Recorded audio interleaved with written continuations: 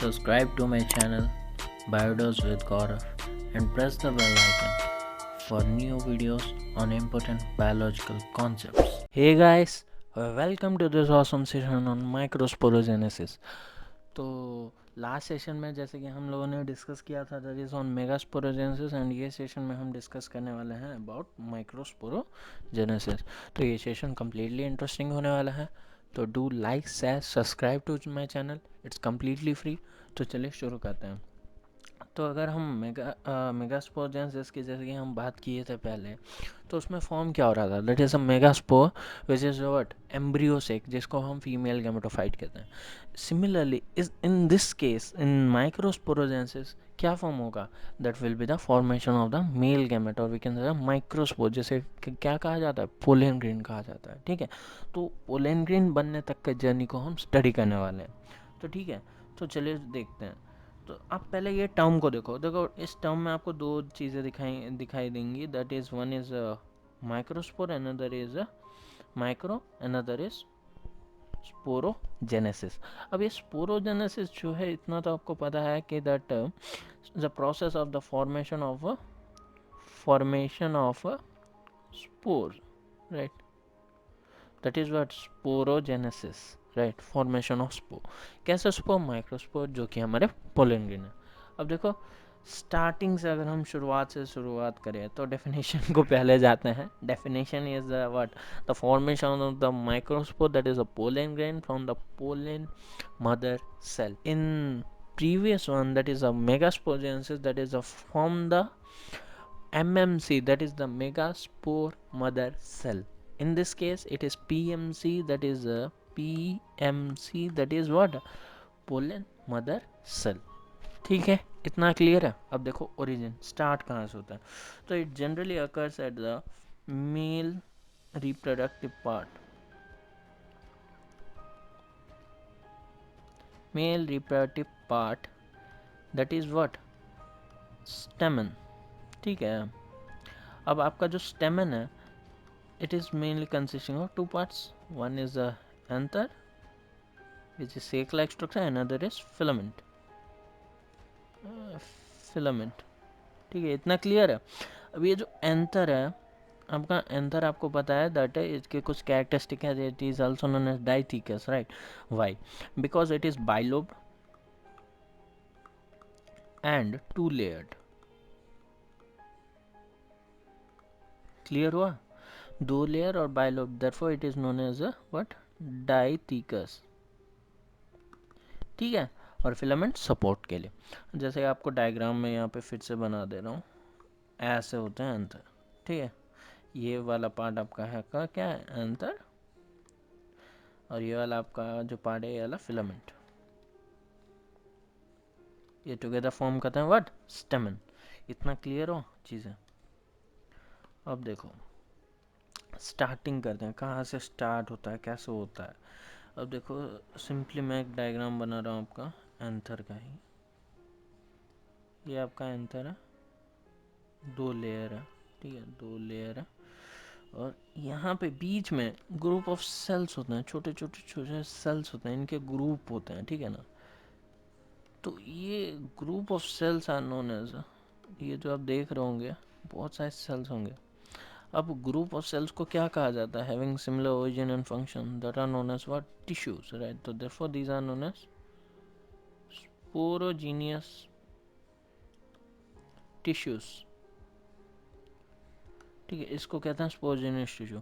अब इन इन सेल्स में से, ग्रुप ऑफ सेल्स में से मैं एक सेल को पिक करता हूँ. ठीक है, मैंने लास्ट सेशन में जैसे पिक किया था इन केस ऑफ मेगास्पोजेनेसिस, तो इसमें मैं कुछ सिलेक्ट करता हूँ. ठीक है, चलो इसका एक नाम देता है, इसी को कहा जाता है PMC, that is the pollen mother cell. ठीक है, क्या कहा जाता है, पोलन मदर सेल कहा जाता है. अब ये पोलन मदर सेल, अभी तक प्रोसेस बहुत सेम चलेगा, जैसे कि उसके केस में भी क्या हुआ था, मियोसिस परफॉर्म हुआ था. तो यहाँ पे भी मियोसिस होगा एंड ये फॉर्म करेगा चार cells which will be half in karyotype. और कैरियोटाइप की बात करें, इसका अगर कैरियोटाइप 2n है तो इन लोगों का कैरियोटाइप n n n और n होगा। इतना क्लियर है। तो अब देखो, अब मैं आपको थोड़ा सा याद दिला देता हूँ। इन केस ऑफ मेगास्पोरोजेंसिस जब 4 बन रहे थे, ठीक है, इनको क्या कहा जा रहा था, दैट इज टेट्राड कहा जा रहा था इनको भी। स्पोरेंजियम टेट्राड बोलेंगे, ठीक है, टेट्राड बोलेंगे। अब देखो, इन केस ऑफ मेगास्पोर क्या हो रहा था, चारों में से 3 डीजेनरेट कर जा रहे थे, सिर्फ एक प्रोसीड कर रहा था, बना रहा था क्या, एम्ब्रियो सेक। इतना आपको याद है ना। अब देखो इसके केस में क्या होगा, सभी प्रोसीड करेंगे, ठीक है, सभी फॉर्म करेंगे, डेवलप होंगे, ठीक है, चारों के 4 डेवलप होंगे एंड फॉर्म करेंगे आपका pollen grain. While in case of megasporogenesis only ये तीनों के 3 डीजनरेट कर जा रहे थे, केवल एक ही आगे बढ़ रहा था। बट इसके केस में चारों के 4 आगे बढ़ेंगे। अगर हम एक को कंसिडर कर रहा हूँ, इसको मैं, ये माइटोसिस परफॉर्म करेगा, ठीक है, माइटोसिस परफॉर्म करेगा और आपका फाइनली 2 सेल स्टेज वाला एक स्ट्रक्चर बनेगा। तो डेवलपमेंट परफॉर्म होके it is what, pollen grain, which is also known as microspore, also known as a male gametophyte, right? समझ में आया, male gametophyte. Why male gametophyte? Why this term is used in what determining a pollen grain? Gametophyte क्यों use किया गया? Just because gametophyte are a term used for those which carry male gamete, right right. कभी इसे male gamete नहीं कहा जा सकता, इसको मेल गैमेटोफाइट कहा जाएगा क्योंकि इसके अंदर है मेल गैमेट्स। अब देखेंगे पोलन ग्रेन का स्ट्रक्चर। ये कहानी थी, इतनी तक की कहानी जो थी वो किसकी थी, हमारे माइक्रोस्पोरोजेनेसिस की। स्ट्रक्चर ऑफ पोलन ग्रेन,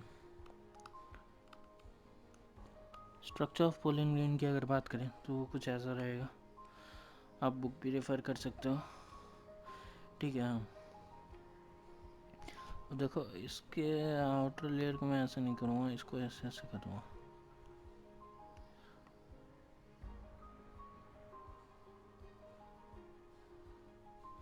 अभी डायग्राम एग्जाम में बना सकते हो, ठीक है।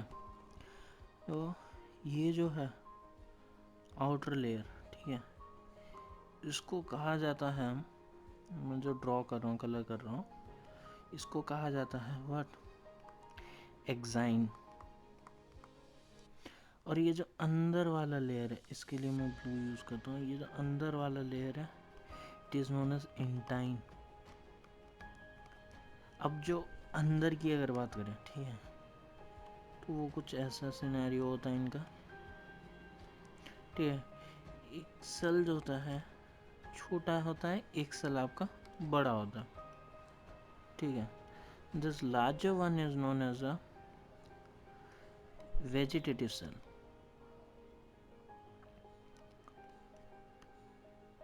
और ये जो स्मॉलर वन होता है ये आपका रिप्रोडक्टिव सेल, ठीक है। ये आपका रिप्रोडक्टिव सेल, और नहीं, ये टर्म आपका गलत हो जाए, रिप्रोडक्टिव सेल नहीं बोलेंगे हम इसको। ये वाला जो है आपका जनरेटिव सेल।